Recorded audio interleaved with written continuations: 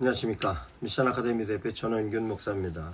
오늘은 양육의 내용 중에서 성경에 관련된 내용을 설명하겠습니다.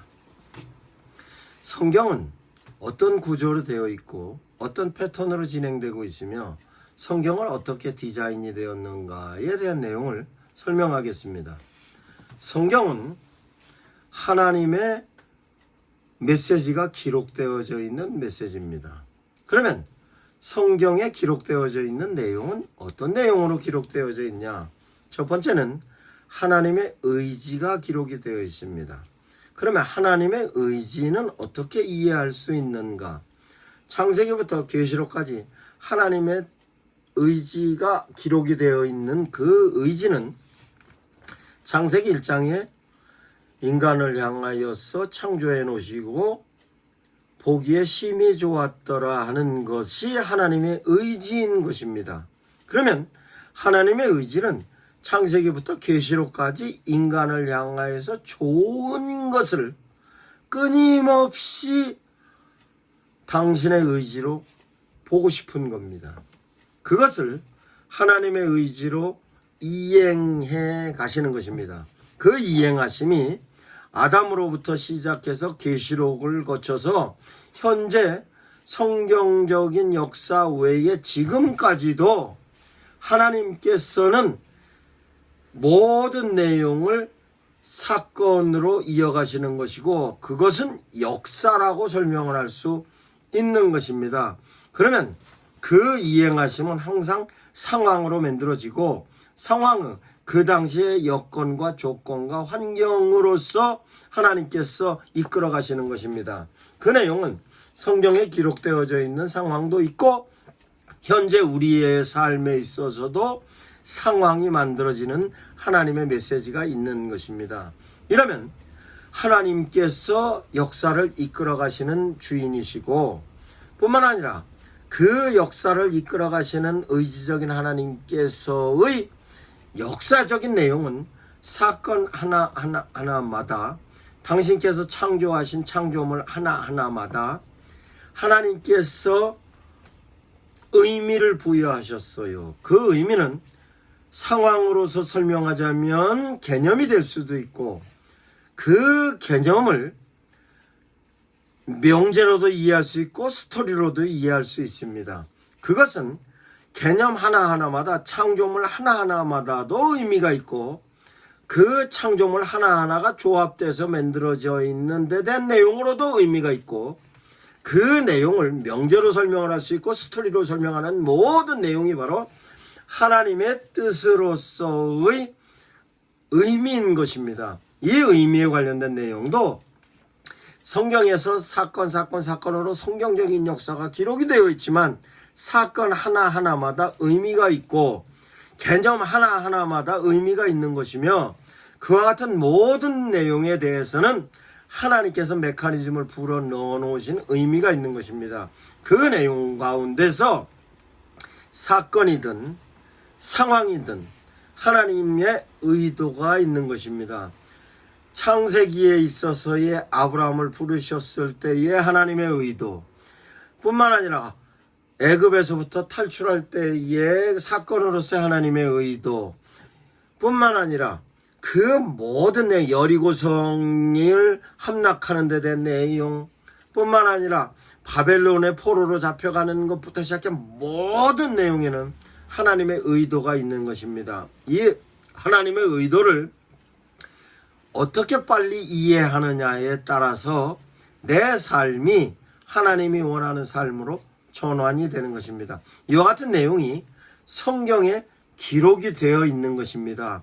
이와 같은 내용으로 의지와 하나님의 의지와 하나님께서 이행하심과 그 이행하심에 대한 의미와 의도를 통하여서 하나님의 뜻을 이해할 수 있는 것입니다. 이와 같은 내용이 성경에 기록이 되어 있습니다. 그러면 이렇게 기록이 되어 있는 것에 대하여서 우리가 어떻게 적용하는가로 하나님의 의지와 의미와 이행하심과 의도는 성경이 다른 경전의 책과는 다릅니다. 불교 경전의 책이나 마호멧 경전의 꾸란이나 다른 종교의 경전과는 전혀 다릅니다. 왜 다르냐? 놀랍게도 하나님께서 디자인을 다른 경전과 다르게 해놓으셨어요. 어떻게 해놓으셨냐? 설명하겠습니다.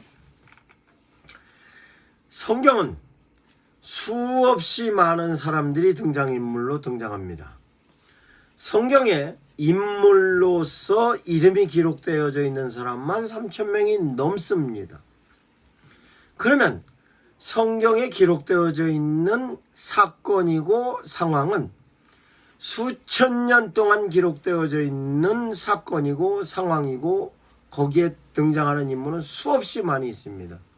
그러면 하나님께서 왜 성경을 이와 같은 내용으로 기록을 해 놓으셨는가?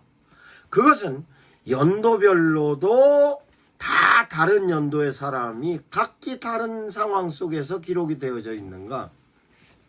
이 기록이 이와 같은 데 대한 내용으로 기록이 되어 있을 때의 내용을 하나님의 의지를 표현하시면 하나님께서 인간들을 당신께서 의지로 품고 싶으신 것이며 그 사건 하나하나마다의 의도는 인간들이 그 내용을 효과적으로 이해해서 당신과의 관계를 보다 효과적인 관계로 유지하기 위한 의도가 있습니다. 그러면 그 의도는 어떤 의도로 나타나느냐? 이행하시는 사건의 의미가 있었습니다.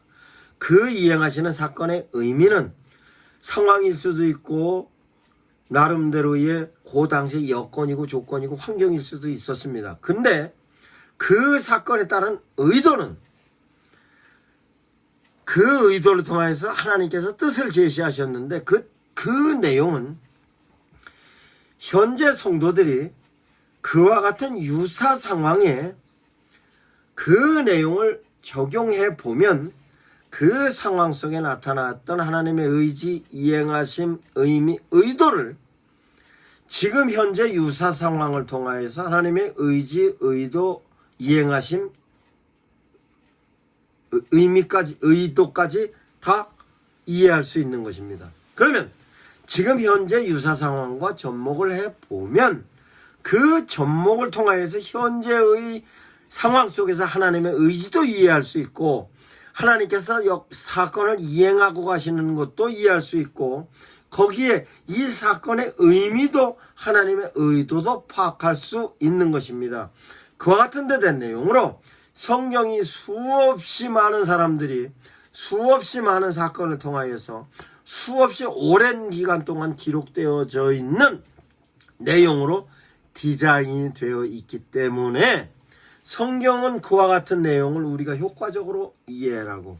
불교 경전은 수없이 많은 사람들이 기록한 것이 아니라 불경은 시달타 석가모니 한 사람의 얘기입니다. 그 내용을 제자들이 이런 부분은 계율이라 해서 율장으로 표현하고 있는 것이고 그 내용을 교훈적으로 그 깨달음을 입었던 스님들이 정리해 놓았던 것이 논장입니다. 시달타 석가모니가 직접 얘기했던 건 경장이고 그래서 경장, 율장, 논장으로 정리가 되어 있는데 한 사람의 얘기입니다. 유교 경전 또한 공자의 철학이고 이론입니다. 사서삼경으로서는 공자와 맹자로서의 유학적인 기록의 내용으로 맹자가 기록한 내용인 것입니다. 이와 같이 한 사람이 가지고 있는 철학적인 내용, 한 사람이 가지고 있는 당신이 갖고 있는 이론은 당신이 갖고 있는 교훈적인 내용 외에는 도저히 인간의 전적인 삶에 대한 대안으로서 제시할 수 있는 데 대한 내용에 한계가 있는 겁니다. 그래서 성경은 하나님의 메시지를 인간들이 이해할 수 있게 하나님의 의지와 이행하심과 의미와 의도가 기록이 되어서 그것을 성경에 있는 유사 사건을 통하여서 인간들이 이해할 수 있게 그 내용을 당신을 표현하시는 계시와 그 내용을 룰로 정해놓은 계율과 그 내용을 메신저들이 계시와 계율을 교훈적으로 정리해 놓은 것이 성경이 기록되어 있는 형식입니다. 그러면 계시는 당신이 표현하시는 의지입니다. 당신이 표현하시는 이행하심입니다. 당신이 표현하시는 의미이고 당신을 표현하시는 의도인 것입니다. 그 내용 중에서 인간들을 향하여서 너는 이렇게 하라, 이렇게 하지 말아라 라고 정해놓은 룰은 율법이고 하나님께서 창조한 모든 것에 정해놓은 법칙과 원리는 과학인 것입니다.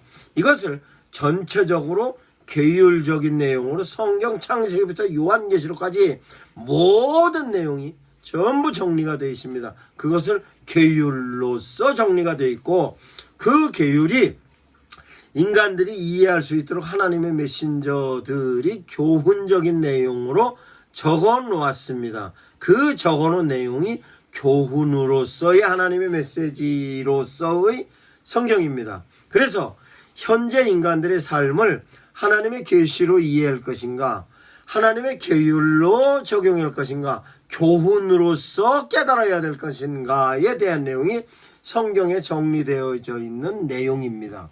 그러면 하나님께서 성경을 통하여서 인간들의 삶에 어떻게 적용하는가에 대한 것은 성경에 기록되어져 있는 여러 가지 상황이 지금 현재의 상황과도 움직여가고 계시는 그분이, 이행하시는 분이 같은 하나님이십니다.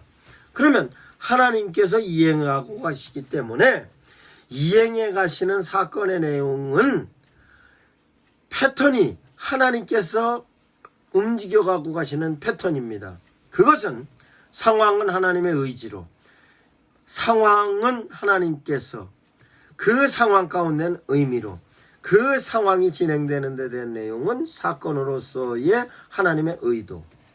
그것을 성경의 유사 상황을 현재 내 상황과 접목해서 진단해 보면 현재의 내 상황이 성경의 상황 속에 있는 내용과 긍정적이냐 부정적이냐로 진단할 수 있는 것입니다. 그러면 성경에 있는 면에 있어서의 사건에서 만들어진 상황이 거기에 등장하고 있는 사람들이 하나님의 뜻을 순종해서 만들어진 상황인가, 불순종해서 만들어진 상황인가로 내가 순종을 해야 되는지 불순종해야 되는지 삶의 방향을 정할 수 있는 것입니다.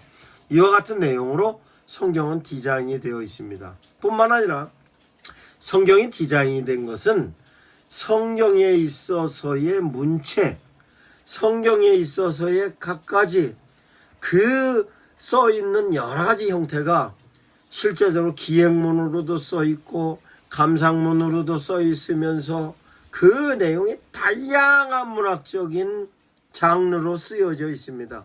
왜 그런가? 라고 보면 그곳에서도 하나님의 놀라운 은혜가 숨어 있는 것입니다. 성경에 있어서의 시로 써져 있기도 하고 소설적으로 써 있기도 하고 뿐만 아니라 기행문으로 써 있기도 하고 그것은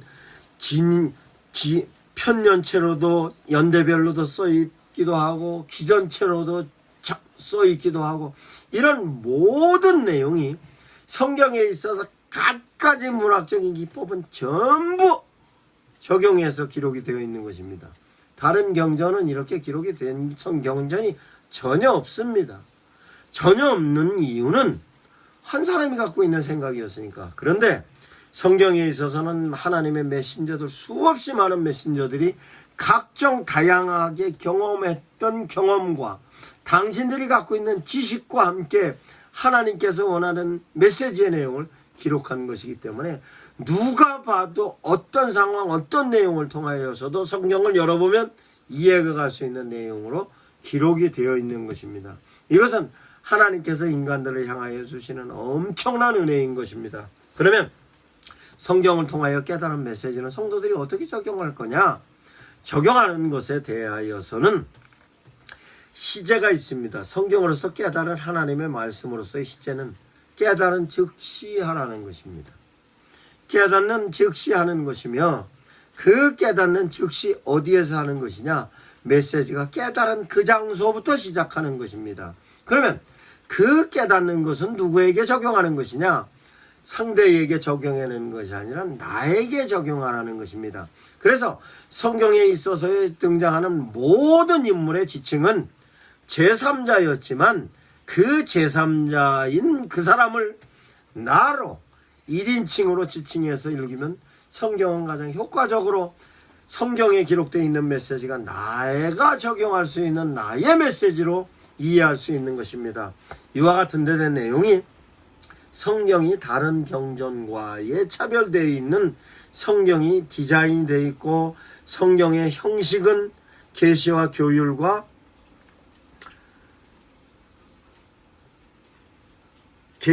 교율과 교훈이고 성경은 기록으로서의 메시지고 상황으로서의 적용할 수 있는 메시지고 내용으로서는 하나님의 의지와 이행하심과 의미와 의도이다 라는 데 된 내용으로 정리를 하고 설명했습니다. 모쪼록 성경에 대한 이해를 성도들을 향하여서 양육의 내용으로 제시하시기 바랍니다. 감사합니다. 미션 아카데미 대표 전원균 목사입니다.